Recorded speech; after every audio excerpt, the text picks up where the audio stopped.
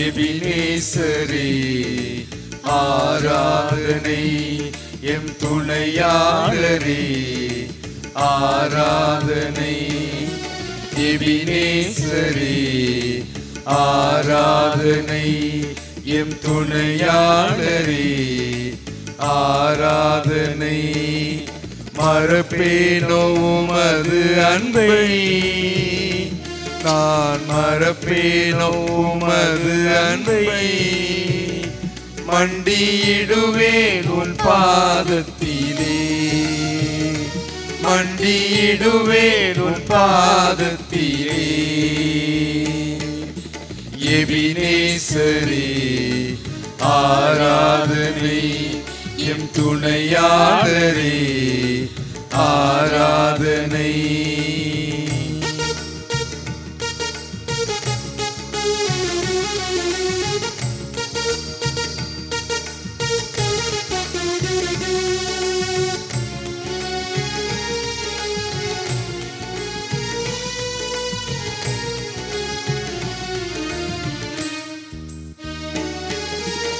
எளியோனை கண்ணோக்கி பார்த்தீரையா, பெயர் சொல்லி என்னை அழைத்தீரையா.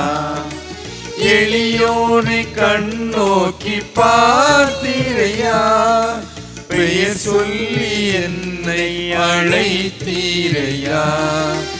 உம்மை விட்டு எங்கோ நான் சென்ற போதும், உம்மை விட்டு எங்கோ நான் சென்ற போதும், என்னை தேடி என் பின்னே வந்தீரையா.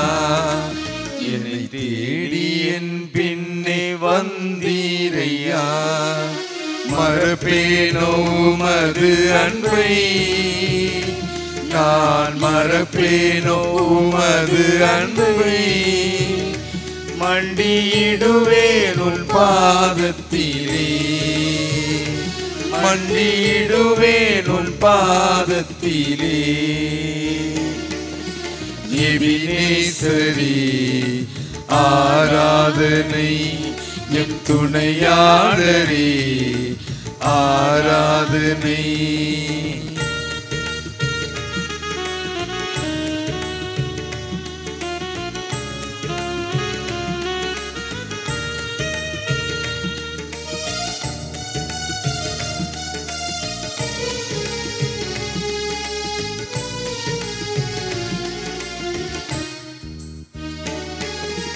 நீர் என்மேல் வைத்த உம் கிருபையினால் நிர்மூலமாகாமல்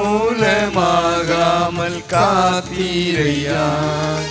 நீர் என்மேல் வைத்த உம் கிருபையினால் நிர்மூலமாகாமல் காத்தீரையா. கடுங்கோபத்தால் என்னை அடித்தாலுமே, கடுங்கோபத்தால் என்னை அடித்தாலுமே, கனிவாக என்னை நீ தேற்றினீரே. கனிவாக என்னை நீ தேற்றினீரே.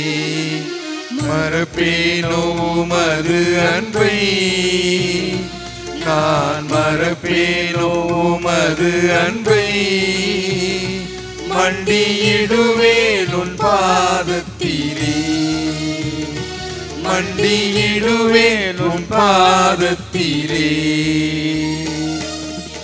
எபினேசரே ஆராதனை, எம் துணையாளரே ஆராதனை.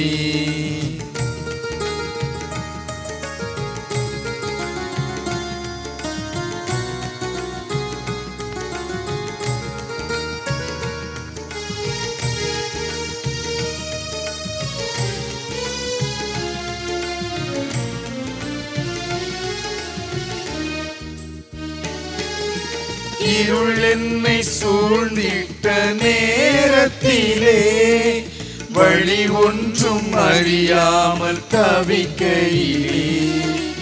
இருள் என்னை சூழ்ந்திட்ட நேரத்திலே, வழி ஒன்றும் அறியாமல் தவிக்கையிலே.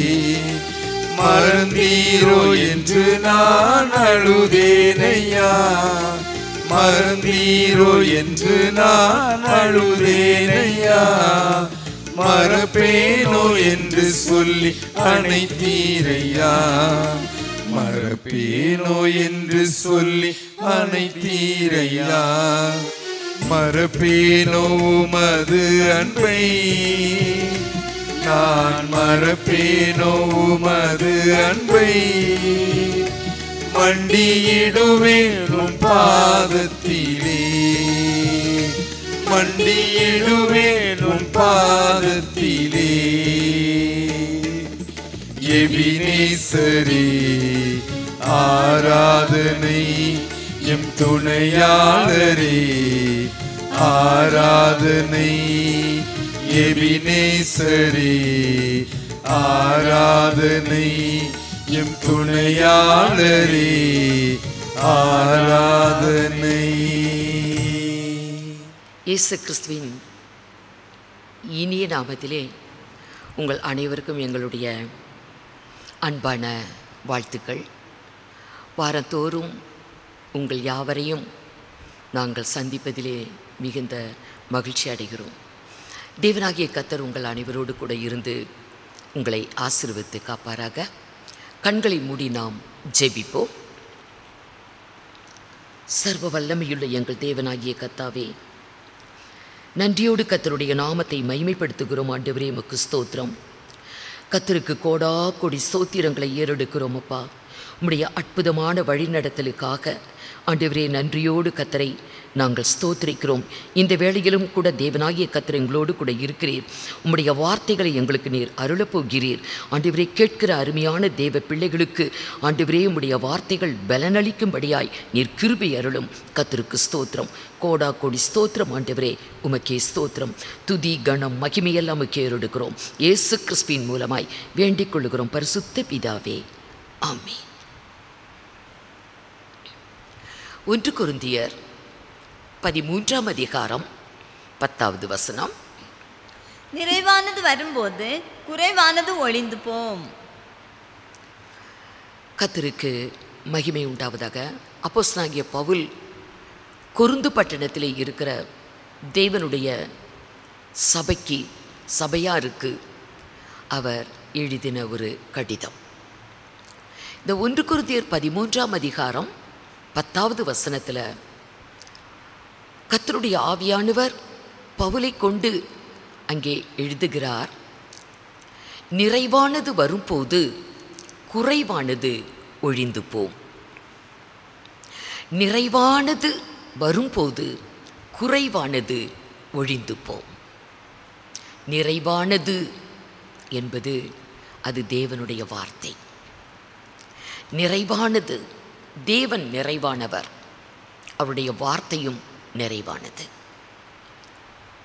உலகம் முழுவதும் இன்றைக்கு நம்முடைய கண்களால் பார்க்கக்கூடிய சர்வ சிருஷ்டிப்பும் அவருடைய வார்த்தையினால தான் உண்டானது.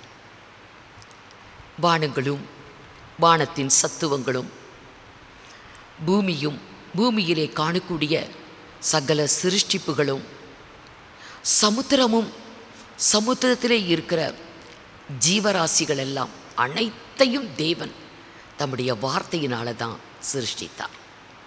நம்ம இப்போ இன்றைக்கு உலகத்தில் மனிதனை தவிர நம்ம எதையெல்லாம் பார்க்குறோமோ அனைத்தும் தேவனுடைய வார்த்தையில் உண்டானவைகள்.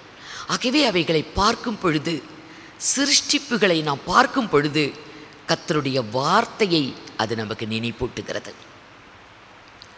அதனால தான் சங்கீதக்காரன் 19ஆம் சங்கீதத்தில் எழுதுவார், வானங்கள் தேவனுடைய மகிமையை வெளிப்படுத்துகிறது. வானத்தை பார்க்குறோம், அது தேவனுடைய மகிமையை வெளிப்படுத்துகிறது.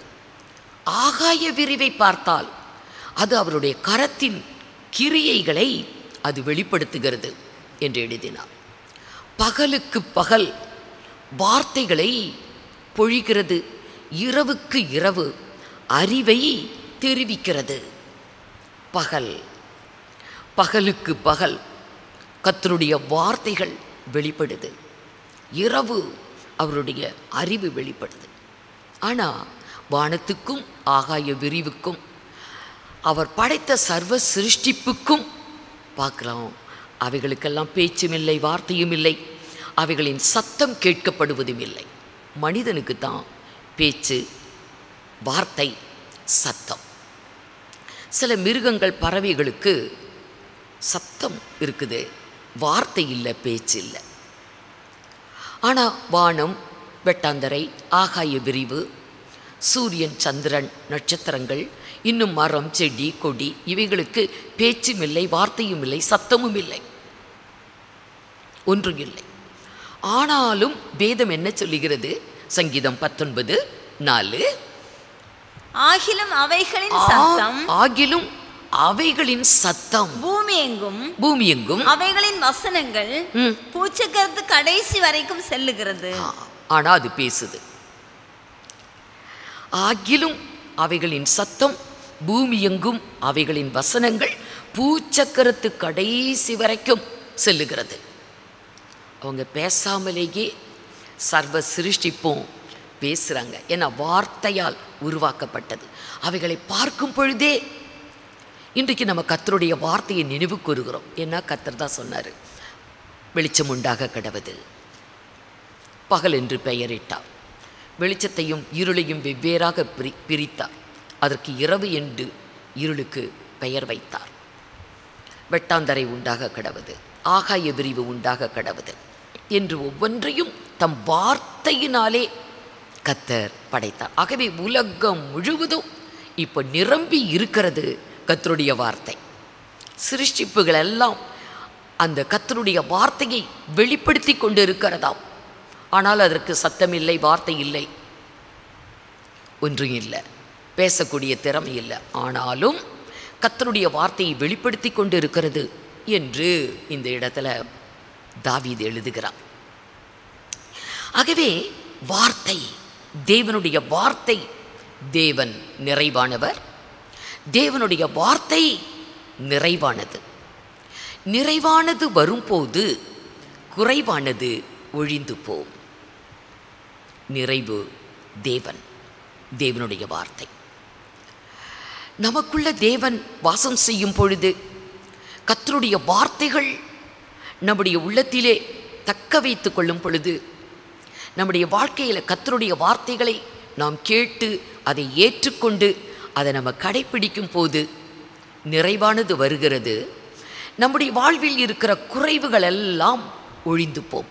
குறைவு என்று எடுத்துக்கொள்ளும் போது முதலாவது நமக்கு குறைவு என்றாலே முதல்ல தோணுறது இம்மைக்குரிய குறைவுகள் தான்.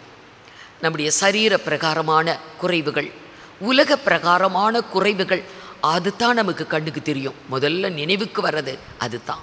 பொருளாதார குறைவு, சமாதான குறைவு, சந்தோஷத்தின் குறைவு, வியாதி பலவீனத்தினால் ஆரோக்கிய குறைவு, பிரச்சனைகள், பல போராட்டங்கள், துன்பங்கள், கஷ்டங்கள், இவைகளால் ஆறுதல் குறைவு, ஆகார குறைவு, தண்ணீர் குறைவு, இப்படி எவ்வளவோ குறைவுகள் சரீர பிரகாரமாக, உலக பிரகாரமாக நமக்கு இருக்குது. ஆகவே குறைவு என்று எண்ணும் போது இதை தான் நம்ம முதல்ல நினைக்கிறோம். பொருளாதார குறைவு, சமாதான குறைவு, ஆரோக்கிய குறைவு, இதெல்லாம் நம்மளை விட்டு போயிடும். நிறைவானது வரும்போது இந்த குறைவானதெல்லாம் போயிடும் என்று நம்ம நினைக்கிறோம். நிச்சயமாக போகும். ஆனால் இதையும் விட மேலான குறைவுகள் நம்முடைய வாழ்விலே உண்டு. அதையே நம்ம சிந்தித்து பார்க்கணும். குறைவு என்றாலே முதல்ல உலக பிரகாரமாக, சரீர பிரகாரமாக இருக்கிற குறைபாடுகளை நம்ம நினைக்கிறோம். நம்முடைய கிறிஸ்தவ ஜீவியத்திலே, ஆவிக்குரிய வாழ்விலே நாம் ரட்சிப்பை பெற்று கர்த்தருக்குள் நாம் வாழ்ந்து கொண்டிருக்கிறோம். இந்த ரட்சிப்பின் அனுபவத்தை பெற்றுக்கொண்ட நம்முடைய ஆவிக்குரிய வாழ்வில் காணக்கூடிய குறைபாடுகளையும் நாம் கொஞ்சம் நினச்சி பார்க்கணும், சிந்தித்து பார்க்கணும். அப்போஸ்தலனாகிய பவுல் தெசலோனிக்கே சபைக்கு அவர் எழுதும்போது அவர் சொல்லுவார், நான் உங்கள் ஊருக்கு வந்து உங்களை முகமுகமாய் உங்களை நான் பார்த்து உங்களுடைய விசுவாச குறைவுகளை நான் அதை நிறைவாக்கணும், அதற்காக நான் வேண்டுதல் செய்து கொண்டிருக்கிறேன். என்று அவர் எழுதுவார். 1 தெசலோனிக்கேயர் 3ஆம் அதிகாரம் 10வது வசனம். உங்கள் முகத்தை கண்டு உங்கள் முகத்தை கண்டு உங்கள் விசுவாசத்தின் குறைவுகளை உங்கள் நிறைவாக்கும் விசுவாசத்தின் குறைவுகளை நிறைவாக்க. விசுவாச குறைவு, விசுவாச குறைவு. விசுவாசம் கிறிஸ்தவ ஜீவியத்தின் ஒரு அடிப்படையான காரியம், அஸ்திபாரமான ஒரு காரியம் விசுவாசம். ஏனென்றால் நாம் கர்த்தரை ஒன்றும் நேரடியாக பார்த்து நாம் இன்னைக்கு கிறிஸ்தவங்க ஆகலை, தரிசித்து அல்ல. பவுல் எழுதுவார், தரிசித்து அல்ல, நம்ம விசுவாசித்து தான் நடக்கிறோம்.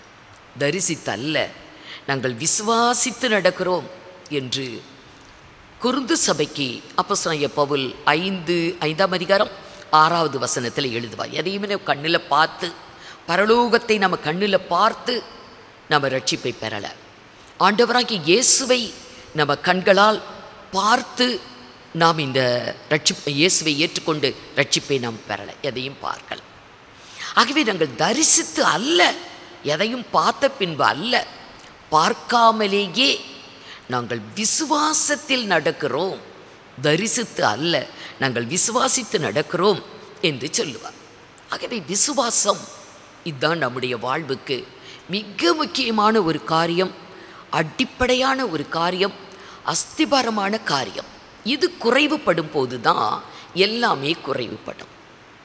விசுவாசம் நமக்கு தேவையான அளவு, நமக்கு விசுவாசம் போதிய விசுவாசம் நமக்குள்ள இருந்ததுன்னா சரீர பிரகாரமாக இருக்கிற குறைபாடுகள், உலக பிரகாரமாக இருக்கிற குறைபாடுகள் எல்லாமே நிவர்த்தி பண்ண முடியும், குறைவுகளை நிறைவாக்க முடியும்.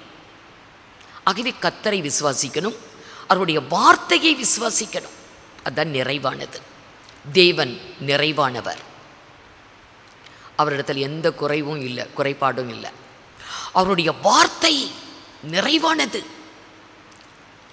அந்த தேவனை விசுவாசிக்கணும், தேவனுடைய வார்த்தையை விசுவாசிக்கணும், அவர் பேரில் விசுவாசம் வைக்கணும். ஆனால் நம்முடைய வாழ்க்கையில் தெசலோனிக்கே சபையில் இருந்த தேவனுடைய ஜனங்கள் எப்படி விசுவாச குறைவு அவங்களுடைய வாழ்வில் காணப்பட்டதோ அதுபோலத்தான் நம்முடைய வாழ்வில் கூட விசுவாச குறைவு நமக்கு காணப்படுகிறது. அதை முதல்ல நம்ம சரி பண்ணணும். இந்த விசுவாச குறைவு நீங்குவதற்கு தேவனை நோக்கி பார்க்க வேண்டும், அவர் பேரில் நம்பிக்கை வைக்க வேண்டும், தேவனுடைய வார்த்தையை செவி கொடுத்து கேட்கணும், ஏற்றுக்கொள்ளணும், அதை அப்படியே விசுவாசிக்கணும்.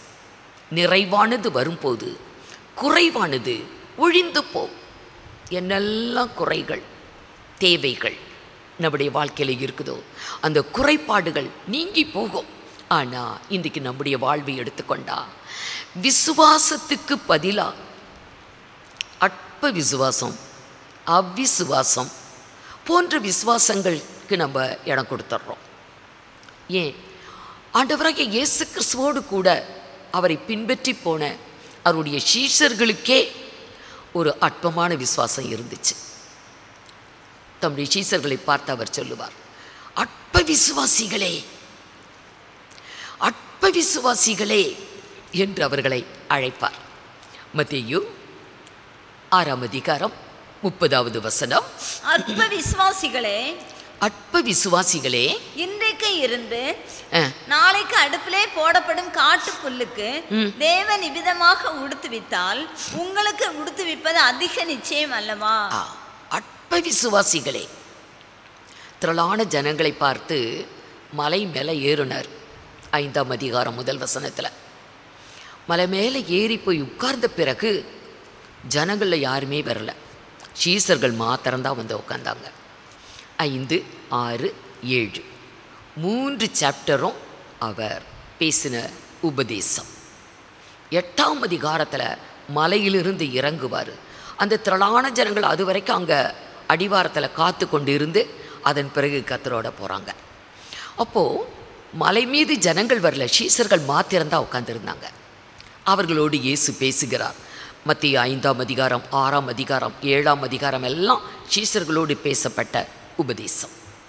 அதில் தான் சொல்லுகிறார் சீசர்களை பார்த்து, அற்ப விசுவாசிகளே, அற்ப விசுவாசிகளே, இன்றைக்கிருந்து நாளைக்கு நெருப்பில் போடப்படக்கூடிய காட்டு செடிகளுக்கு, அந்த புஷ்பத்துக்கு தேவன் எத்தனை அழகாக உடுத்து வைக்கிறார். அப்படியானால் உங்களுக்கு செய்ய மாட்டாரா? ஆகவே எண்ணத்தை புசிப்போம், எண்ணத்தை குடிப்போம், எண்ணத்தை உடுத்துவோம் என்று இவைகளுக்காக நீங்கள் கவலைப்படாதீர்கள் என்று சீசர்களோடு சொன்னார். அப்பா அவர்களை அழைக்கும் போது அற்ப விசுவாசிகளே, அதே போல தான் ஒரு முறை இவங்க படகுல பிரயாணம் செய்து கொண்டு இருக்கிறாங்க. படகுல கலிலியா கடலில் ஒரு புயல் வந்து அலசடிப்படுது. அலசடிப்பட்டு வாழ்வா சாவா என்று சீசர்கள் ரொம்பவே கலங்கி கொண்டு இருக்கிறாங்க. அந்த படகுல இயேசுவும் இருக்கிறார். எங்களை பற்றி உங்களுக்கு கவலை இல்லையா? ஏன் நீங்கள் எங்களை பற்றி கவலைப்படாமல் இருக்கிறீங்க அப்படின்னு அவரை எழுப்புவாங்க. அவர் எழுந்து, அற்ப விசுவாசிகளே ஏன் பயப்பட்டீர்கள் என்று கேட்பார். ஏன் பயப்பட்டீர்கள் அப்படின்னு கேட்பார். இதே மாதிரி அதே கடலில் சீசர்கள் அக்கறைக்கு போகிறதுக்கு கடலில் யாத்திரை பண்ணிகிட்ருப்பாங்க. இரவு நேரத்தில் ஆண்டவராகிய இயேசு கடல் மேலே நடந்து வருவார், ஜலத்தின் மேல் நடந்து வருவார். இங்கே வாழ்வா சாவா அப்படின்னு அவங்க தத்தளித்து கொண்டு இருக்கிற சூழ்நிலையில் இருட்டில் கடல் மீது, ஜலத்தின் மீது ஒரு வெள்ளையாக ட்ரெஸ் பண்ணி வெள்ளையாக ஒரு உருவம் தெரிந்தா அவங்க, நாமும் பயப்படுவோம், அவங்களும் பயந்தாங்க. ஆவேசம் என்று அலறினார்கள். அப்போ இயேசு சொல்லுவார், பயப்படாதீங்க, நான் தான். பேதுரு சொல்லுவான், நீரே ஆனால் நானும் உம்மை போல கடல்ல நான் நடந்து வர எனக்கு கட்டளை இடுங்க, நடந்து வா. உடனே அவன் படகை விட்டு ஒரு காலை எடுத்து வச்சான், ரெண்டாவது காலையும் எடுத்து வச்சான். 2 அடி எடுத்திருப்பான். 3வது அடி எடுத்து வைக்கும் பொழுது பலத்த காற்று, அது எதிர்காற்றாய் வீச ஆரம்பிச்சது. எதிர்காற்று இவனுக்கு எதிராக. இவன் அப்படியே மூழ்கி போகிறான். நம்ம நடப்போமா, நடக்க முடியாமல் ஆயிருமோ என்று சந்தேகப்பட்டான். சந்தேகப்பட்ட உடனே அவன் அப்படியே கடலுக்குள்ளே மூழ்கிட்டான். பேதுருவை பார்த்து கர்த்தர் சொன்ன வார்த்தை, அற்ப விசுவாசியே நீ ஏன் சந்தேகப்பட்டாய்? சந்தேகப்பட்டதுனால தான் ஜலத்துக்குள்ளே மூழ்கினான். தன் கையை நீட்டி அவனை பிடித்து தூக்கிவிட்டார். அற்ப விசுவாசியே நீ ஏன் சந்தேகப்பட்டாய்? இன்னைக்கு நம்முடைய வாழ்க்கையில் கூட அப்படித்தான். அன்றைக்கு சீசர்கள் ஒரு அற்ப விசுவாசம் அவங்களுக்குள்ளே இருந்தது போல நம்முடைய வாழ்க்கையிலும் அப்படித்தான். தேவனுடைய வாக்கியங்களை கேட்கும் பொழுது நமக்கு நல்ல விசுவாசம் இருக்கும். ஆனால் வாழ்விலே ஒரு துன்பம், ஒரு பிரச்சனை, ஒரு கஷ்டம் அப்படி நேரிடும் போது நமக்கு அந்த விசுவாசம் குன்றி போய்விடும். அற்பமான விசுவாசம் ஆயிரும். அதனால தான் சீசர்கள் கேட்டாங்க, ஆண்டவரே எங்கள் விசுவாசம் ரொம்ப சின்னதாக இருக்குது, குறைவாக இருக்குது, அற்பமாக இருக்குது, எங்களுடைய விசுவாசத்தை நீர் வர்த்திக்க பண்ண வேண்டும் அப்படின்னு கேட்பாங்க. அதுக்கு இயேசு என்ன சொன்னார்? கடுகு விதை அளவு விசுவாசம் உங்களுக்கு இருந்தாலே போதும். நீங்கள் ஒரு காட்டத்தி மரத்தை பார்த்து நீ பெயர்ந்து போய் என்றால் அது கடலில் போய் அப்படின்னு நாட்டிக்கோ என்று சொன்னால் அந்த காட்டத்தி மரம் கடலில் போய் நட்டுக்குருமா சொன்னார். கடுகு விதைகளவு விசுவாசம் இருந்தால் போதுன்னு. லூகாஸ் விசேஷம் 17ஆம் அதிகாரம் 5, 6. அப்பொழுது அப்போஸ்தலர் கர்த்தரை நோக்கி எங்கள் விசுவாசத்தை வர்த்திக்க பண்ண வேண்டும் என்றார்கள். எங்கள் விசுவாசத்தை வர்த்திக்க பண்ண வேண்டும் என்றார்கள். அதற்கு கர்த்தர், கடுகு விதையளவு விசுவாசம் உங்களுக்கு உண்டாயிருந்தால் நீங்கள் இந்த காட்டத்தி மரத்தை நோக்கி நீ வேரோடே பிடுங்குண்டு கடலிலே நடப்படுவாயாக என்று சொல்ல அது உங்களுக்கு கீழ்ப்படியும். நீங்க அப்படி சொன்ன காட்டத்தி மரம் உங்களுக்கு கீழ்ப்படியும். அது அப்படியே வேரோடு பெயர்ந்து போய் கடலில் போய் நட்டுக்கிறோம். கடுகு விதையளவு விசுவாசம் இருந்தால் போதும் என்றால் எங்கள் விசுவாசத்தை வர்த்திக்க பண்ணணும். நமக்கு இருக்கிற விசுவாசத்தை நம்ம அப்படியே தக்க வைத்து கொள்ள வேண்டும். ஆனால் நமக்கு சில வேளைகளை விசுவாசம் இருக்கும், சில வேளை அது அற்பமான விசுவாசமாக போயிடும், சில வேளை கம்ப்ளீட்டாக இல்லாமலே போயிடும். தோமாவுக்கு அப்படி தான் போயிடுச்சு, விசுவாசமே இல்லாமல் போயிடுச்சு. அப்போ தான் கர்த்தர் சொன்னார், நீ அவ்விசுவாசியாக இராமல் விசுவாசியாக இரு. ஏன்னா அவன் சொன்னான், ஆண்டவரை இயேசு கிறிஸ்து உயிர் தெழுந்து விட்டார், உயிர் தெழுந்து இயேசுவை நாங்கள் தரிசித்தோம், கர்த்தர் எங்களுக்கு தரிசனம் கொடுத்தார், அவர் உயிர் தெழுந்து விட்டார் என்று கூட இருக்கிற சீசர்கள், சகோதரர்கள், பெண்கள் எல்லாம் சொன்னாங்க. நான் நம்பவே மாட்டேன்னு சொல்லிட்டார். நான் அவருடைய கையில் ஆணிகளால் கடாவப்பட்ட அந்த காயத்தில் என்னுடைய விரலை இட்டு பார்ப்பேன், விழாவிலே அவருக்கு ஈட்டி பாய்ந்த இடத்திலே என் கையை விட்டு பார்ப்பேன், அதுக்கு பிறகு நான் நம்புவேன் அப்படின்னு சொல்லிட்டான். தோமா இருக்கும் பொழுது கர்த்தர் தரிசனம் கொடுக்கிறார், அவர்களுக்கு வெளிப்பட்டார். அப்போ தோமாவை பார்த்து சொன்னார், தோமாவே, நீ அவ்விசுவாசியாய் இராமல் விசுவாசியாய் இரு என்று சொன்னார். யோவான் சுவிசேஷம் 20ஆம் அதிகாரம் 27வது வசனம். பின்பு அவர் தோமாவை நோக்கி நீ உன் விரலை இங்கே நீட்டி என் கைகளை பார், உன் கையை நீட்டி என் விழாவிலே போடு, அவிசுவாசியா இராமல் விசுவாசியா இரு என்றார். அவ்விசுவாசம் அப்படின்னா விசுவாசமே இல்லை. இன்னைக்கு நம்முடைய வாழ்க்கையில் அப்படித்தான். சில டைமில் விசுவாசம் இருக்கும், சில டைமில் அற்ப விசுவாசம் இருக்கும், சில நேரத்தில் அவ்விசுவாசம், விசுவாசமே இல்லாமல் போயிடும். ஆனால் விசுவாசம் இருந்தால் மாத்திரமே இந்த விசுவாச குறைவு நம்முடைய வாழ்வில் இருக்கக்கூடாது. விசுவாசிக்கிறவனுக்கு எல்லாமே கூடும் என்றார். தன் மகனுக்காக ஒரு தகப்பன் கர்த்தரிடத்தில் வருவான். கர்த்தர் சொல்லுவார், நீ விசுவாசி, நீ விசுவாசித்தால் எல்லாம் கூடும். அப்போ அவன் சொன்னான், விசுவாசிக்கிறேன் ஆண்டவரே, ஆகிலும் என்னுடைய அவ்விசுவாசம் என்னை விட்டு நீங்கும்படி எனக்கு உதவி செய்யுங்க என்று கர்த்தரிடத்தில் கேட்குறான். அருமையானவர்களே, நம்முடைய வாழ்வில் காணக்கூடிய குறைவுகள், உலக பிரகாரமான குறைவுகள், சரீர பிரகாரமான குறைவுகள், இவைகளுக்கெல்லாம் காரணமே விசுவாச குறைவு தான். இந்த விசுவாசம் குறையாமல் அது இருக்குமே ஆனால் எல்லா குறைவையும் நம்ம ஜெயிக்க முடியும். என கர்த்தர் பேரில் நிறைவான தேவன், அவருடைய வார்த்தை நிறைவானது.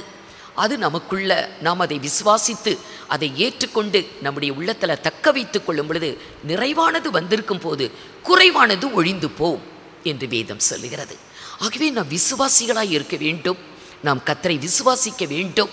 ஏனென்றால் வேதம் நம்மை ஆசீர்வதிக்கிறது.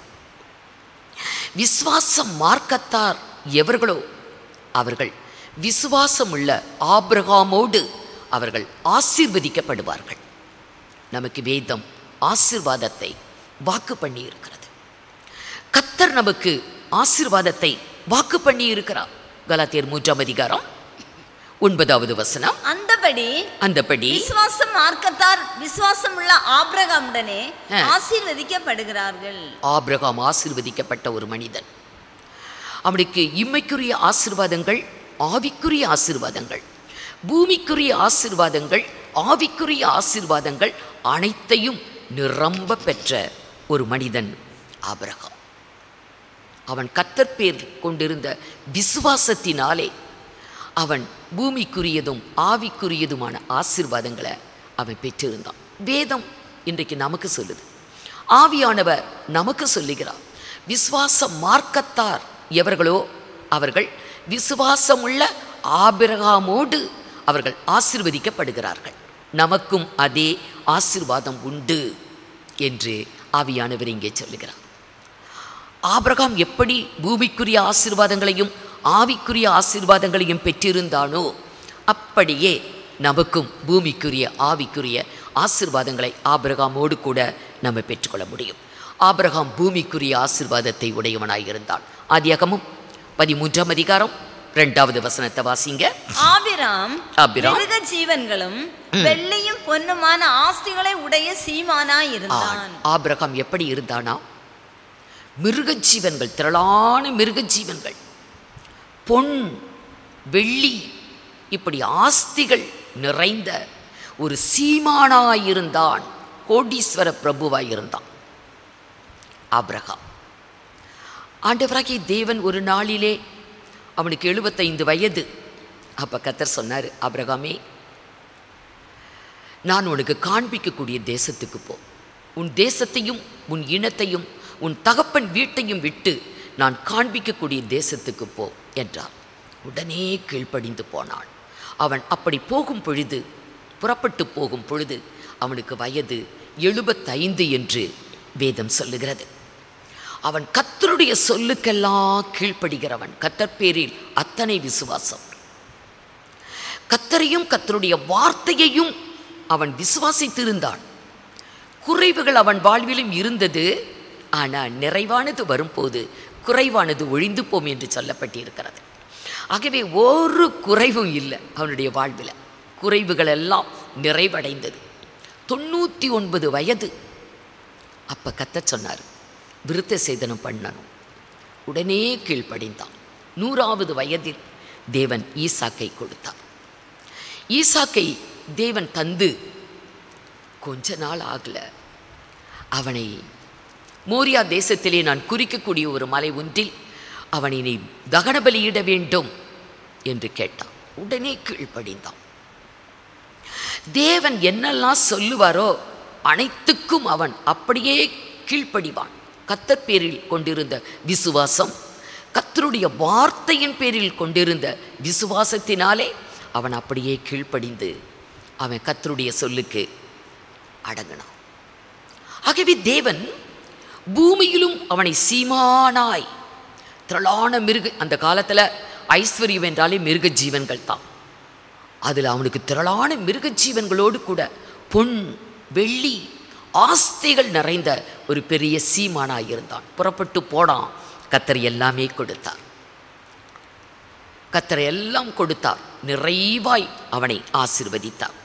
அப்படியே ஆவிக்குரிய ஆசீர்வாதம், பூமிக்குரிய ஆசீர்வாதம் சீமான், ஆவிக்குரிய ஆசீர்வாதம் சிநேகிதன். ஒரு மனிதனை தேவன் சிநேகிதனாக கொண்டார். அது ஆவிக்குரிய ஆசீர்வாதம். உலகத்தில் எல்லாருமே பாவிகள் தான். ஆனால் ஆபிரகாமை தேவன் தனக்கு சிநேகிதனாக தெரிந்து கொண்டார். எப்படி சிநேகிதனாக தெரிந்து வாசிங்க, யாக்கோபு 2ஆம் அதிகாரம், யாக்கோபு 2ஆம் அதிகாரம் 23வது வசனம் 23. அப்படியே ஆபிரகாம் தேவனை விசுவாசித்தான். அப்படியே ஆபிரகாம் தேவனை விசுவாசித்தான். அது அவனுக்கு நீதியாக எண்ணப்பட்டது. அது அவனுக்கு நீதியாக வேத வாக்கியம் நிறைவேறிற்று. அவன் தேவனுடைய சிநேகிதன் எண்ணப்பட்டான். தேவனை விசுவாசித்தான். தேவன் என்ன சொன்னாலும் அதுக்கு அவன் கீழ்ப்படிவான். கர்த்தருடைய வார்த்தையை அவன் விசுவாசித்தான். அது அவனுக்கு நீதியாக எண்ணப்பட்டது. தேவன் அவனை சிநேகிதனாக கொண்டார். ஒரு மனிதனை தேவன் சிநேகிதனாய் வைக்கணும்னு நான் நினைச்சு பாருங்க. தேவன் பேசும்போது இஸ்ரவேல் ஜனத்தை பேசும் பொழுது கூட ஆபிரகாமின் சிநேகிதனாகிய இன்றைக்கு இஸ்ரவேலர் தேவனுடைய ஜனங்களே, வாசிங்க எசாயா 41:8. என் தாசனாகிய இஸ்ரவேலே, என் தாசனாகிய இஸ்ரவேலே, நான் தெரிந்து கொண்ட யாக்கோபே, நான் தெரிந்து கொண்ட யாக்கோபே, என் சிநேகிதனான ஆபிரகாமின் சந்ததியே, என் சிநேகிதனாகிய ஆபிரகாமின் சந்ததியே என்று இஸ்ரவேல் ஜனத்தை அழைத்தார். தேவனுடைய ஜனத்தை இஸ்ரவேலரை அழைக்கும் போது இஸ்ரவேலரே இல்லது தேவனுடைய ஜனமே என்று அழைக்கலாம். என் சிநேகிதனாகிய ஆபிரகாமின் சந்ததியே என்று ஒரு மனிதனை தேவன் சிநேகிதனாக கொண்டார். ஆகவே தான் நான் செய்ய போகிறத என் சிநேகிதன் கிட்ட நான் சொல்லணும். இன்றைக்கு பிள்ளைங்களை கூட எடுத்துக்கலாம். பெற்றோர் இடத்துல மறைச்சிருவாங்க, தன் சிநேகிதன் இடத்துல சொல்லுவாங்க. அநேகர் தன்னுடைய குடும்பத்துக்கு கூட தெரிவிக்க மாட்டாங்க, சொல்ல மாட்டாங்க. சில காரியத்தை நண்பர்களோடு பகிர்ந்திருப்பாங்க, நண்பர்கள்ட்ட சொல்லுவாங்க. அவங்க பேரில் இருக்கிற நம்பிக்கை வீட்டார் இடத்துல கூட இருக்காது. அப்படி சிலர் எண்ணுவாங்க.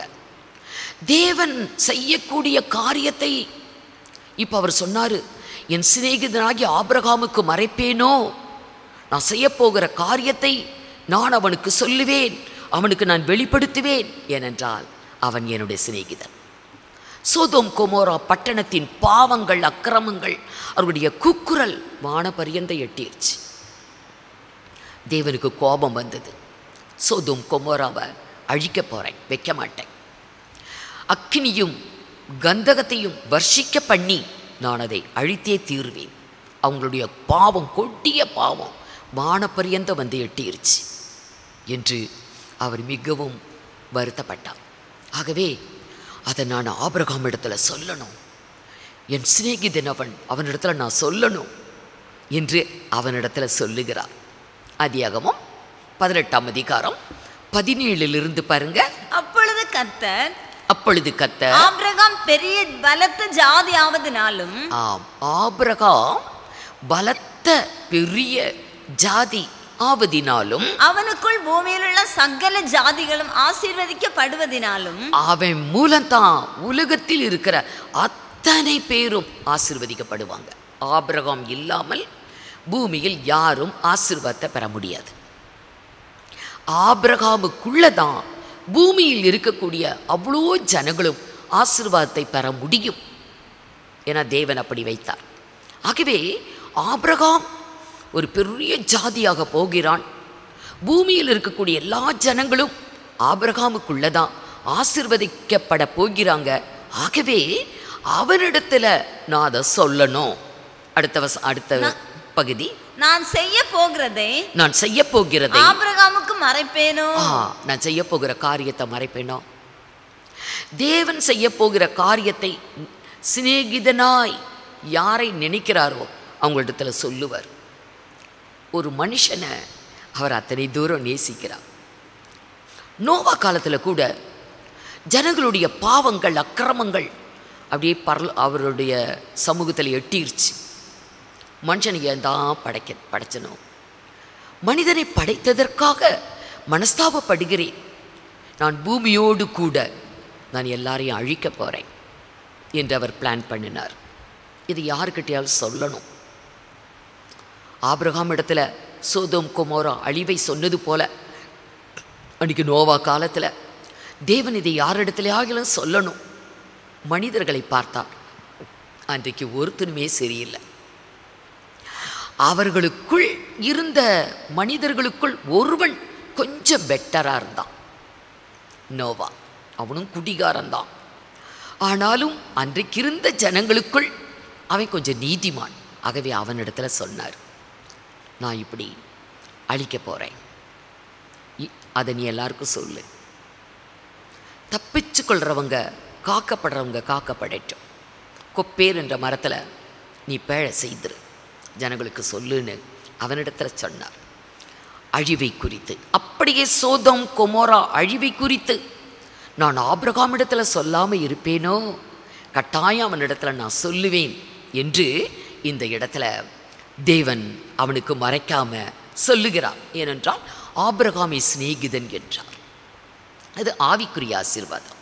ஏன்னா ஒரு மனிதன் தேவனுக்கு சிநேகிதன் ஆனான், தேவன் அப்படி நேசிக்கிறார், ரகசியத்தை எல்லாம் வெளிப்படுத்துகிறார் என்றால் அது ஆவிக்குரிய ஆசீர்வாதம்.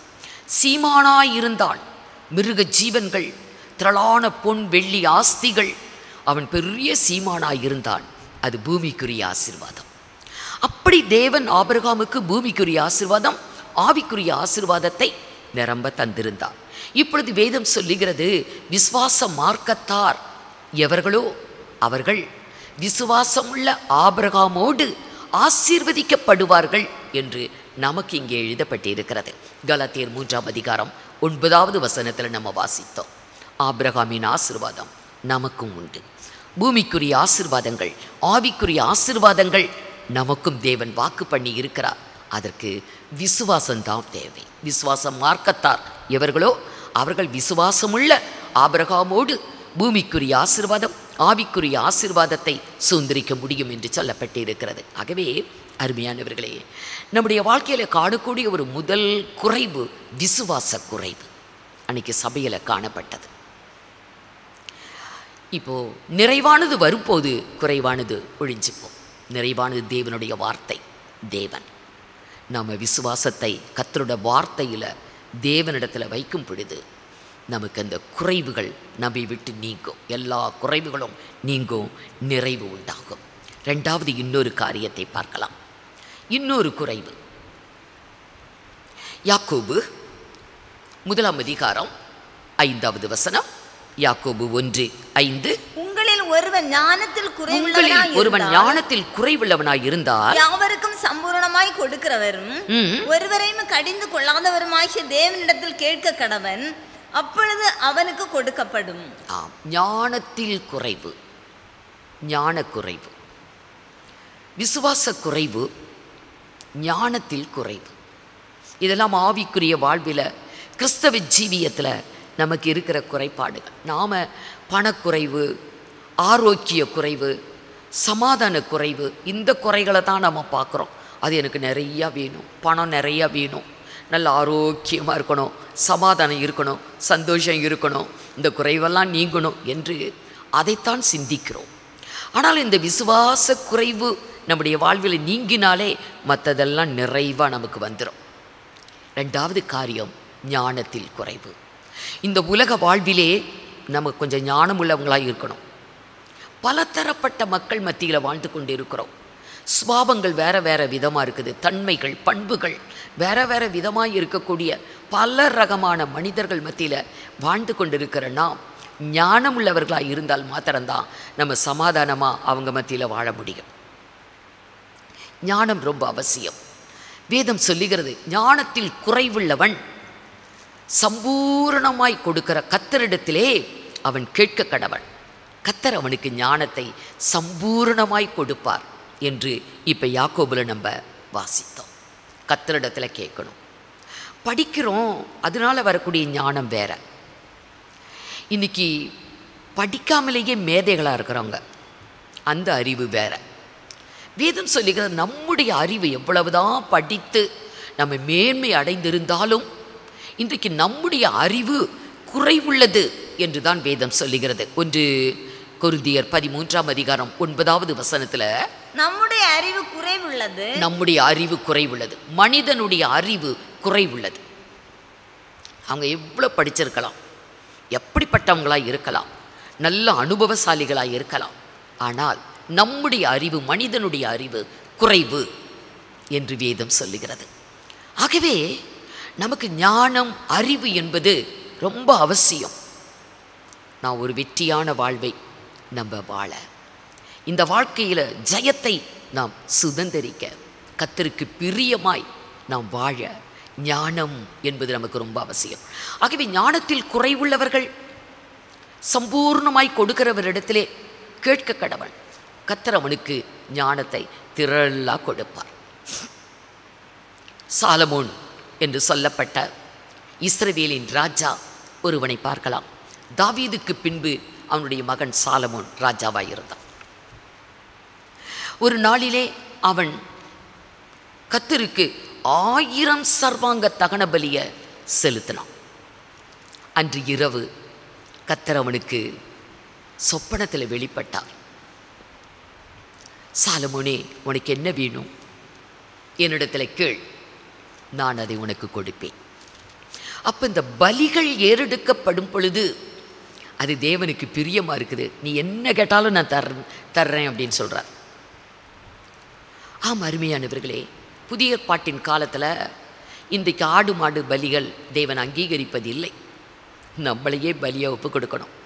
நாம் ஏறெடுக்கிற ஸ்தோத்திர பலி அவருக்கு ரொம்ப இஷ்டம். 1000 பலிகள் அவன் செலுத்தினான், சர்வாங்க தகன பலி. கர்த்தர் அன்றைக்கு வெளிப்பட்டு, உனக்கு என்ன வேணும், நீ விரும்புகிறதை நீ கேளு, நான் உனக்கு தருவேன்னு சொன்னார். 1 ராஜாக்கள் 3 அதிகாரம் 4-5 வசனங்கள். அப்படியே ராஜா பலியிட கிபியோனுக்கு போனான். அது பெரிய மேடையா இருந்தது. அந்த பலிபீடத்தின் மேல் சாலமோன் 1000 சர்வாங்க தகன பலிகளை செலுத்தினான். கிபியோனிலே கர்த்தர் சாலமோனுக்கு ராத்திரியில் சொப்பனத்திலே தரிசனமாகி, நீ விரும்புகிறதை என்னிடத்தில் கேள் என்று சொன்னார். 7வது வசனம் 7. இப்போதும் என் தேவனாகிய கர்த்தாவே. இப்போ சாலமோன் கேட்க ஆரம்பிச்சிட்டான். நீ என்ன விரும்புறியோ அதை நீ கேள் என்று கர்த்தர் சொன்னார். நம்ம கிட்ட கர்த்தர் கேட்டா நம்ம என்னெல்லாம் சொல்லுவோம்? நம்ம எவ்வளவோ தேவைகளோடு வாழ்ந்து கொண்டு இருக்கிறோம். நிறையா தேவைகள் உண்டு, அத்தனையும் நம்ம சொல்லுவோம். சாலமோன் கேட்டான், நீ கேள், நீ விரும்புகிறது என்ன அதை நீ கேள் என்று கர்த்தர் சொன்ன போது அவன் என்ன கேட்டான்? 7வது வசனம். இப்போதும் என் தேவனாகிய கர்த்தாவே, என் தேவனாகிய கர்த்தாவே, தேவரீர் உமது அடியேனை என் தகப்பனாகிய தாவீதின் ஸ்தானத்திலே ராஜாவாக்கினீரே. நானோ என்றால் போக்குவரவு அறியாத சிறு பிள்ளையா இருக்கிறேன். தன்னை தாழ்த்துறான். ராஜாவா என்னை வச்சுட்டீங்க, எனக்கு ஒரு தகுதியும் இல்லை, போக்குவரத்து அறியாத ஒரு சிறுவனாக சிறு பிள்ளையாக எனக்கு அறிவில்லாம ஞானம் இல்லாம நான் இருக்கிறேன். நீ தெரிந்து கொண்டதும் ஏராளத்தினால் எண்ணிக்கைக்கு அடங்காததும் இலக்கத்திற்கு உட்படாததுமான திரளான ஜனங்களாகிய உமது ஜனத்தின் நடுவில் அடியேன் இருக்கிறேன். 9. ஆகையால் உமது ஜனங்களை நியாயம் விசாரிக்க, ஜனத்தை நியாயம் விசாரிக்க, நன்மை தீமை இன்னதென்று பகுத்தறிய வகையறுக்க அடியேனுக்கு ஞானமுள்ள இருதயத்தை தந்தருளும் என்று கேட்டான். இந்த விண்ணப்பம் கர்த்தருக்கு உகந்ததாயிருந்தது என்று சொல்லப்பட்டிருக்கிறது. கர்த்தருக்கு ரொம்ப பிரியமாயிருந்தது அவன் கேட்ட காரியம். ஜனங்களை நியாயம் விசாரித்து ஜனங்களை நடத்த ஒரு தேசத்தின் ராஜாவுக்கு ஞானம் ரொம்ப அவசியம், அறிவு இருக்கணும். ஒரு தேசத்தை நடத்துகிறாங்களா, தேசத்தை ஆளுகை செய்கிறாங்களா, ஜனத்துக்கு எது நன்மை நியாயம் நீதி என்பதை அறிந்து ஜனங்களை நல்ல வழியில் நடத்துவதற்கு ஒரு தேசத்தின் ராஜாவுக்கு, தேசத்தை ஆளுகை செய்யக்கூடிய ராஜாக்களுக்கு அறிவு ஞானம் என்பது ரொம்ப அவசியம். அதை அவன் உணர்ந்திருந்தான். ஆனால் இன்றைக்கி எத்தனை பேர் உணர்றாங்க? தேசத்தை ஆளுகை செய்யக்கூடிய அதிகாரம் உள்ள ராஜாக்கள் இருக்கிறாங்க. ஆனால் இப்பொழுது ராஜாக்கள் அல்ல, ஜனாதிபதி, பிரதம மந்திரி, முதல் மந்திரி என்றெல்லாம் இருக்கிறாங்க. எத்தனை பேர் அப்படி உணர்ந்து ஞானம் வேண்டும், அறிவு வேண்டும் என்று சிந்திக்கிறாங்க? இவன் சிறுவனாய் இருந்த போதிலும் கூட நான் சிறு பிள்ளை என்று அவன் சொல்லறான். ஞானம் வேண்டும் என்று கேட்டான். உடனே கர்த்தர் என்ன செய்தாரு? 10-11. சாலமோன் இந்த காரியத்தை கேட்டது ஆண்டவருடைய பார்வைக்கு உகந்த விண்ணப்பமாய் இருந்தது. ஆகையினால் தேவன் அவனை நோக்கி, நீ உனக்கு நீடித்த நாட்களை நீ கேளாமல், ஐஸ்வரியத்தை கேளாமல், சத்துருக்களின் பிராணனை கேளாமல், இந்த காரியத்தையே கேட்டு நியாயம் விசாரிக்கிறதுக்கு ஏற்ற ஞானத்தை உனக்கு வேண்டிக் கொண்டபடியினால் உன் வார்த்தைகளின்படி செய்தேன். ஞானமும் உணர்வும் உள்ள இருதயத்தை நான் உனக்கு கொடுக்கிறேன் என்றார். ஞானமும் உணர்வும், ஞானமுள்ள ஒரு இருதயம், ஒரு உணர்வோடு கூடிய ஞானம், அப்படிப்பட்ட இருதயத்தை நான் உனக்கு கொடுக்கிறேன். இதிலே உனக்கு சரியானவன் உனக்கு முன் இருந்ததும் இல்லை, உனக்கு சரியானவன் உனக்கு பின் எழும்புவதும் இல்லை. உனக்கு கொடுக்கப்பட்ட ஞானத்தை போல சமமா வேற யாருக்குமே இருக்காது. உனக்கு முன்னும் இல்லை பின்னும் இல்லை. அப்படிப்பட்ட ஞானத்தை தேவன் அவனுக்கு கொடுத்தார். நீங்கள் அந்த 14 வரைக்கும் அந்த வாஸ்து பார்த்தீங்கன்னா, அவருடைய ஞானத்தை கேட்பதற்கு ஜனங்கள் அப்படி வராங்க. அவருடைய ஞானம் ஒரு விசேஷித்த ஒரு ஞானமாக இருந்தது. அவருடைய ஞானத்தை போல யாருக்குமே இல்லையா. கர்த்தர் உலகத்தில் யாருக்குமே கொடுக்கவில்லை. அன்றைக்கும் ஞானிகள் இருந்தாங்க, பெரிய பெரிய ஞானிகள் இருந்தாங்க. அவர்களுக்கெல்லாம் இருந்த ஞானத்தை விட இவனுடைய ஞானம், சாலமோனுக்கு தேவன் கொடுத்த ஞானம் ஒரு விசேஷித்த ஞானமாய் இருந்ததாம். 1 ராஜாக்கள் 4ஆம் அதிகாரம் 29 வாசிங்க. தேவன் சாலமோனுக்கு மிகுதியான ஞானத்தையும் புத்தியையும் கடற்கரை மணலத்தனையான மனோவிருத்தியையும் கொடுத்தார். சகல கிழக்கத்தி புத்திரரின் ஞானத்தையும் எகிப்தியரின் சகல ஞானத்தையும் பார்க்கிலும் சாலமோனின் ஞானம் சிறந்ததா இருந்தது. அன்றைக்கும் ஞானிகள் இருக்கிறாங்க, நல்ல ஞானிகள் இருந்தாங்க. கிழக்கத்தி புத்திரர், எகிப்தியர், அவர்களுடைய ஞானமெல்லாம் பேசப்படக்கூடிய ஒரு ஞானம். ஆனால் சாலமோனுக்கு தேவன் கொடுத்தது அந்த ஞானத்தை எல்லாம் விட சிறந்த ஞானத்தை கொடுத்தார். ஞானம் குறைவாக இருந்தால் அவர்கிட்ட கேட்டால் போதும், சம்பூர்ணமான ஞானம், யாருக்கும் இல்லாத ஒரு ஞானத்தை தேவன் கொடுக்கிறார். அடுத்த வசனத்தை வாசிங்க. 1 ராஜாக்கள் 4ஆம் அதிகாரம் 31. அவன் இஸ்ராகியனாகிய ஏத்தானிலும் ஏமான் கல்கோல் தர்தா என்னும் ஆகோலின் குமாரரிலும் மற்ற எல்லா மனுஷரிலும் ஞானவானாயிருந்தான்.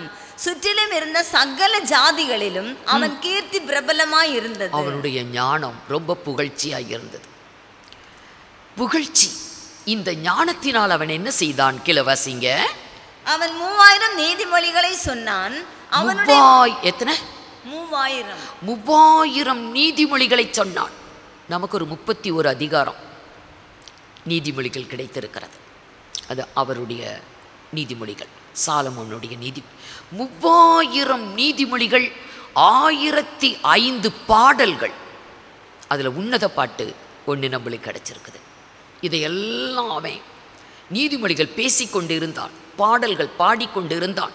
அது மட்டும் இல்லை, வாசிங்க. லீபனோனில் இருக்கிற கேதுரு மரங்கள் முதல் கொண்டு சுவரில் முளைக்கிற ஈசோப்பு பூண்டு வரைக்கும் உள்ள மரம் முதலிய தாவரங்களை குறித்தும் மிருகங்கள், பறவைகள், ஊரும் பிராணிகள், மச்சங்கள் ஆகிய இவைகளை குறித்தும் வாக்கியங்களை சொன்னான். எல்லாத்த குறித்தும் வாக்கியங்கள் சொல்றான். கேதுரு மரம் உயர்ந்த ஜாதி.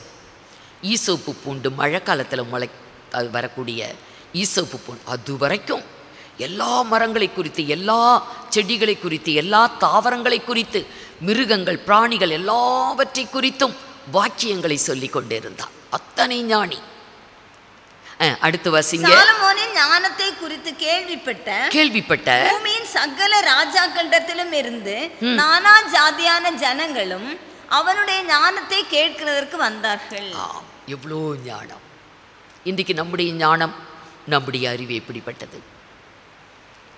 படிச்சிருக்கலாம், அனுபவம் இருக்கலாம், உலக அறிவு, கல்வி அறிவு, மனிதனை பற்றின அறிவு, அரசியலை பற்றின அறிவு, இதெல்லாம் ஓரளவுக்கு நமக்கு இருக்குது. இது நமக்கு எல்லாவற்றையும் அறிந்து கொள்ளத்தக்கதாக ஒரு தேவ ஞானம். நமக்கு ஞானத்தில் குறைவு, அது நம்மளை விட்டு நீங்கணும். இந்த குறைவுகள், விசுவாச குறைவு, ஞான குறைவு, இது பரத்திலிருந்து வந்த ஞானம். யாக்கோபு நிருபத்தில் எழுதுவார், இது பரத்திலிருந்து வரக்கூடிய ஞானம். அது சுத்தமா, அது இணக்கமா இருக்கக்கூடிய ஒரு ஞானம். யாக்கோபு 3:17 பரத்திலிருந்து கர்த்தரிடத்தில் கேட்கும்போது இறங்கி வரக்கூடிய ஒரு ஞானம். ஞானம் என்றால் கர்த்தரே நமக்கு ஞானம். அவரே நமக்கு தேவனால் ஞானமும் மீட்பும் அறிவுமானார். 1 கொரிந்தியர் 1ஆம் அதிகாரம் 31வது வசனத்துல அவரே தேவனால் நமக்கு ஞானமும் நீதியும் பரிசுத்தமும் மீட்புமானார். அவருடைய ஞானம் பெரிது.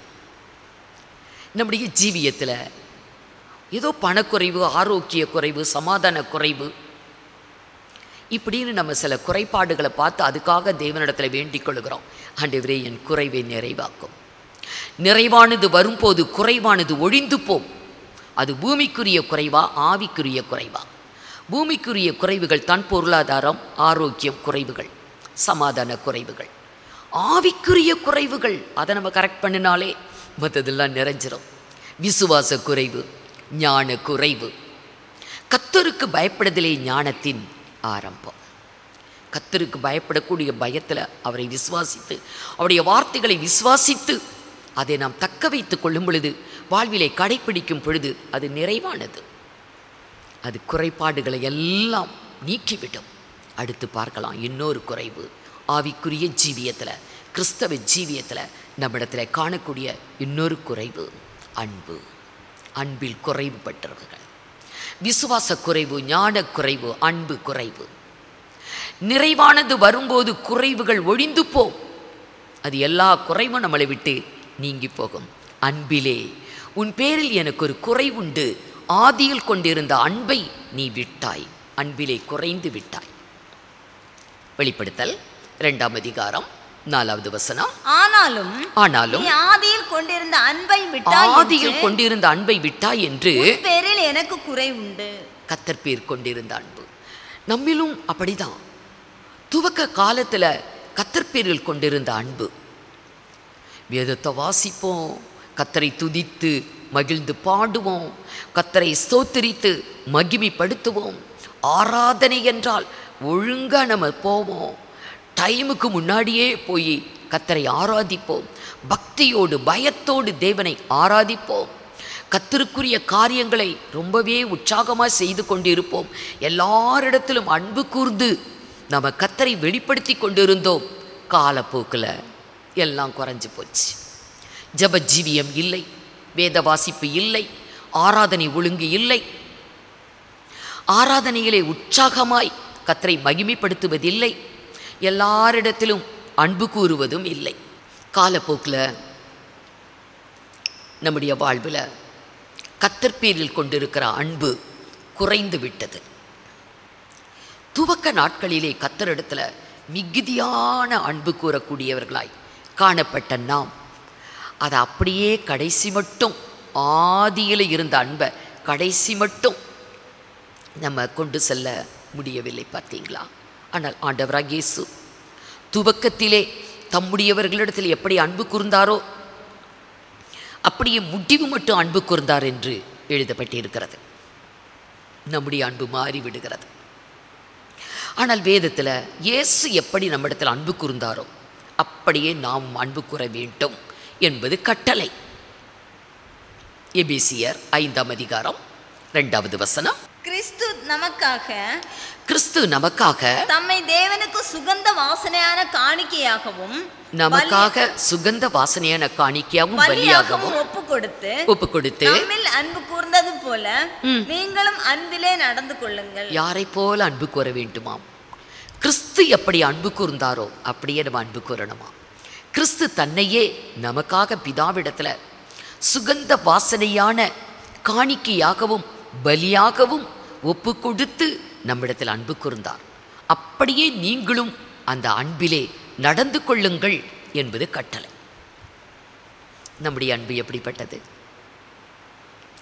கிறிஸ்து நம்மிடத்தில் கொண்டிருந்த அன்பை போலதான் நம்முடைய அன்பு காணப்படுகிறதா?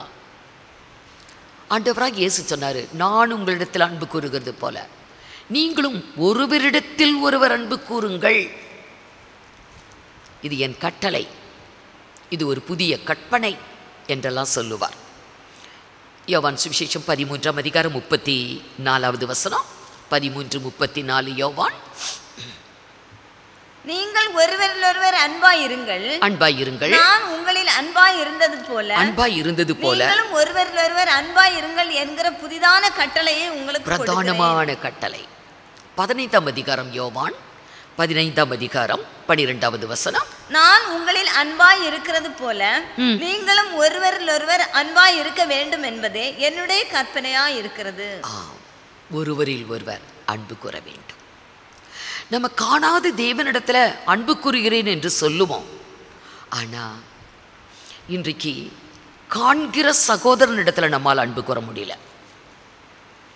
வேதம் சொல்லுகிறது, நீ காண்கிற சகோதரனிடத்தில் அன்பு கூற முடியாதவன் காணாத தேவனிடத்தில் நீ எப்படி அன்பு கூற முடியும்?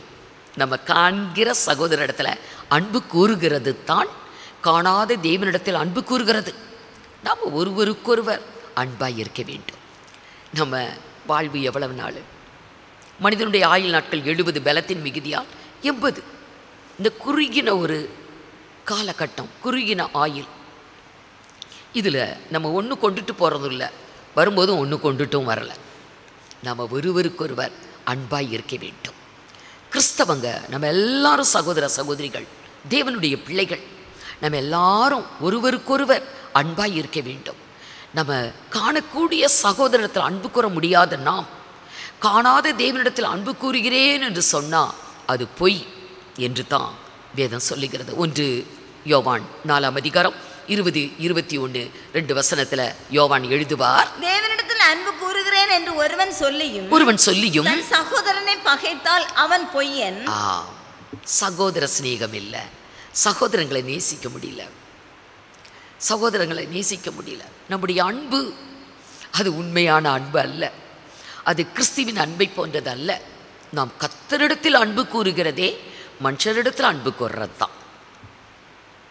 ஆகவே மனிதர்களை பகைத்தால் நம்ம கர்த்தரிடத்தில் அன்பு கூறலை என்று தான் பொருள். ஆகவே நீ ஆதியில் கொண்டிருந்த அன்பை விட்டாய் என்று உன் பேரில் எனக்கு ஒரு குறைவுண்டு என்று சொல்லுகிறார். நம்முடைய அன்பு உண்மையான அன்பு அல்ல. நம்முடைய அன்பு எதையுமே தாங்கிக்க முடியல, எதையும் சகித்து கொள்ள முடியல, எதையும் பொறுத்து கொள்ள முடியல. அப்படிப்பட்ட அன்பாக இருக்குது. அன்பு என்றால் சகலத்தையும் தாங்கும், சகலத்தையும் சகிக்கும், சகலத்தையும் பொறுக்கும், அநியாயத்தில் சந்தோஷப்படாது, தற்பொழிவை நாடாது, அதற்கு பொறாமை இல்லை என்றெல்லாம் சொல்லப்பட்டு இருக்கிறது வேதத்தில். ஆனால் நம்முடைய அன்பு எப்படி இருக்கிறது? ஒரு மனிதனை பார்த்தா, சக மனிதனை பார்த்தா நமக்கு பொறாமை வருது, எரிச்சல் வருது, கோபம் வருது. அப்படி என்றால் இது கிறிஸ்துவின் அன்பா? இல்லை. கிறிஸ்துவின் அன்பு எப்படிப்பட்டது? பிதாவே இவர்களுக்கு மன்னியும், தாங்கள் செய்வது இன்னதென்று அறியாதிருக்கிறார்களே என்றார். ஆனால் நம்முடைய அன்பு எப்படி?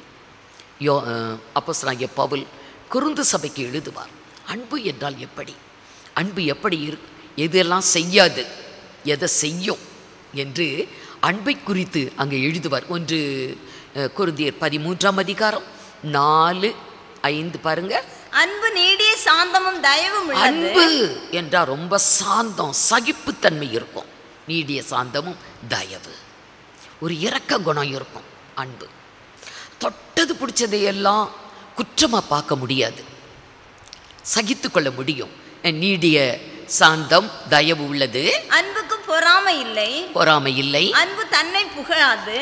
அன்பு தன்னை பற்றி மேன்மையா நினைக்காது, மற்றவங்களை குற்றப்படுத்தி தன்னை மேன்மையா நினைக்காது, தன்னை மேன்மைப்படுத்தாது, இருமாப்பா இராது, அயோக்கியமானதை செய்யாது, அயோக்கியமானதை செய்யாது, தற்பொழிவை நாடாது, நாடாது, சினமடையாது, கோபம் வராது, சினமடையாது, தீங்கு நினையாது, தீங்கு நினையாது, அநியாயத்தில் சந்தோஷப்படாமல் சத்தியத்தில் சந்தோஷப்படும். 7 சகலத்தையும் தாங்கும், சகலத்தையும் தாங்கும், சகலத்தையும் விசுவாசிக்கும், சகலத்தையும் விசுவாசிக்கும், சகலத்தையும் நம்பும், நம்பும், சகலத்தையும் சகிக்கும், சகிக்கும். அன்பு ஒரு காலம் ஒழியாது. அதுதான் கிறிஸ்துவின் அன்பு. இந்த 13 அதிகாரத்தில் சொல்லப்பட்ட அன்பு அது கிறிஸ்துவின் அன்பு. மனிதர்களுடைய அன்பு என்று சொல்லும் பொழுது அது குறைவானது. மனிதனுடைய அறிவு குறைவுள்ளது, ஞானம் குறைவுள்ளது, மனிதனுடைய அன்பு குறைவுள்ளது. கர்த்தருடைய அன்பு அது நிறைவானது. நிறைவானது வரும்போது குறைவானது ஒழிந்து போம். ஆம் அருமையானவர்களே, நம்முடைய வாழ்க்கையில் பொருளாதாரத்தில் குறைபட்டிருக்கிறோமா? சரீரத்தில் பலவீனங்கள், நோய்கள், ஆகவே ஆரோக்கியம் குறைவாக இருக்கிறதா? நம்முடைய வாழ்க்கையில் பிரச்சனைகள், சோதனைகள், போராட்டங்கள், சமாதானம் குறைபட்டு இருக்கிறதா? இது உலக பிரகாரமான குறைவு. கிறிஸ்தவ ஜீவியத்திலே விசுவாசம் குறைவா? ஞானம் குறைவா? அன்பு குறைவா? இந்த ஆவிக்குரிய குறைவுகள், பூமிக்குரிய குறைவுகள் எல்லாமே நிறைவடையும். நிறைவானது வரும்போது குறைவானது ஒழிந்து போம். தேவனிடத்தில் விசுவாசமாக இருங்க, அவருடைய வார்த்தையை விசுவாசிங்க, அவருடைய வார்த்தையை நம்புங்க. அது நிறைவானது. அதை முழு மனதோடு ஏற்றுக்கொள்வோம். தேவன் நம்மோடு கூட இருக்கிறார், அவருடைய வார்த்தைகள் நமக்குள்ளே இருக்கணும். ஆனால் இந்த நாட்களில் வார்த்தைக்கு செவி கொடுக்கிறவங்க எத்தனை பேர்? பாடல், இசை, நடனம், இந்த மாதிரினா அது ஒரு பொழுதுபோக்கு. ஆராதனைகள் எல்லாம் பொழுதுபோக்காயிருச்சு. வார்த்தைகளுக்கு செவி கொடுக்க வேண்டும். அதுதான் நிறைவு. தேவனுடைய வார்த்தை, தேவன் நிறைவானவர், அவருடைய வார்த்தை நிறைவானது. ஆம் அருமையானவர்களே, கர்த்தருடைய வார்த்தைகளுக்கு செவி கொடுத்து அதை நாம் கர்த்தருடைய வார்த்தையை ஏற்றுக்கொண்டு அதை நாம் பின்பற்றும் போது நிறைவானது நம்முடைய வாழ்விலே வர்றதுனால பூமிக்குரிய குறைவு, ஆவிக்குரிய குறைவுகள், எந்த விஷயத்தில் குறைவுகள் இருந்தாலும் குறைவுகள் ஒழிந்து போம் என்று வேதம் சொல்லுகிறது. ஆகவே நிறைவானது வரும்போது குறைவானது ஒழிந்து போம். கண்களை மூடி நாம் ஜெபிப்போம். சர்வ வல்லமையுள்ள எங்கள் தேவனாகிய கர்த்தாவே, எங்களுடைய வாழ்விலும் இந்த சத்திய வசனங்களை நாங்கள் நினைத்து எங்களை சிந்தித்து பார்க்கும் பொழுது எங்கள் வாழ்வில் குறைவுகள் உண்டு, விசுவாச குறைவுகள் உண்டு, ஞானத்திலே குறைவுகள் உண்டு, அன்பிலே குறைவுகள் உண்டு. ஆமாண்டவரே, இதுவரை நாங்கள் இதை குறித்து சிந்தியாமல் பொருளாதார குறைவையும் சமாதான குறைவையும் ஆரோக்கிய குறைவையுமே நாங்கள் குறைபாடுகளாய் எண்ணி சிந்தித்து கொண்டிருந்தோம். அதற்காக ஜெபித்து கொண்டிருந்தோம். ஆண்டவரே, நிறைவானது வரும்போது எல்லா விதமான குறைவுகளும் எங்களை விட்டு ஒழிந்து போம் என்று வேதம் சொல்லி இருக்கிறதப்பா. ஆமாண்டவரே, உம்முடைய வார்த்தைகளுக்கு நாங்கள் செவி கொடுக்க, உம்முடைய வார்த்தைகளை நாங்கள் கவனமாய் கேட்டு அதை எங்களுடைய உள்ளத்திலே தக்க வைத்து கொள்ள எங்களுக்கு நீர் கிருபை அருளும், உதவி செய்யும். உம்முடைய வார்த்தைகள் ஆண்டவரே எங்களுக்கு எப்பொழுதும் நினைப்பாய் இருக்க, மறந்து போகாமல் அவைகளை நினைத்து கொள்ள எங்களுக்கு கர்த்தாவே கிருபை அருளும். உம்முடைய வார்த்தையை கேட்ட அருமையான பிள்ளைகளோடு உம்முடைய பிரதான கிருபை விளங்கட்டும். ஆசீர்வதிங்க. உமக்கே மகிமை உண்டாகட்டும். துதிகன மகிமையெல்லாம் அமைக்க ஏறெடுக்கிறோம். இயேசு கிறிஸ்துவின் மூலமாய் வேண்டிக் கொள்ளுகிறோம் பரிசுத்த பிதாவே, ஆமென். என் ஆத்துமாவே கர்த்தரை ஸ்தோத்ரி, என் முழுவுள்ளமேருடைய பரிசுத்த நாமத்தை ஸ்தோத்ரி. என் ஆத்துமாவே கர்த்தரை ஸ்தோத்ரி, அவர் செய்த சகல உபகாரங்களையும் மறவாதே.